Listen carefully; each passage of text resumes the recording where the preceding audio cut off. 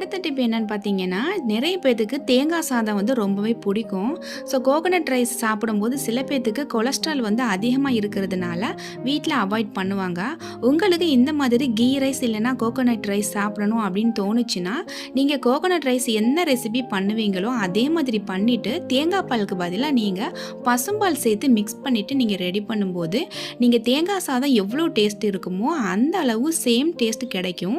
அதே நேரத்தில் நீங்கள் வந்து ஹெல்த்தியான சாப்பாடாகவும் சாப்பிட்றலாம். ஸோ கண்டிப்பாக ட்ரை பண்ணுங்கள்.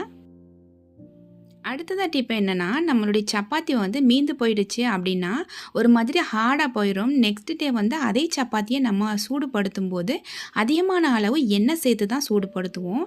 நான் வந்து எப்போவுமே சப்பாத்தி மாவு பிசையும் போது சரி, சப்பாத்தி சுடும்போது சரி, நான் சொட்டு எண்ணெய் கூட நான் விட மாட்டேன். அதே மாதிரி தான் சப்பாத்தியை திரும்ப நான் வந்து ரீஹீட் பண்ணும்போது எண்ணெய் சேர்க்க மாட்டேன். கொஞ்சமாக நம்ம வந்து தண்ணியை தெளித்து விட்டுட்டு நம்ம சூடு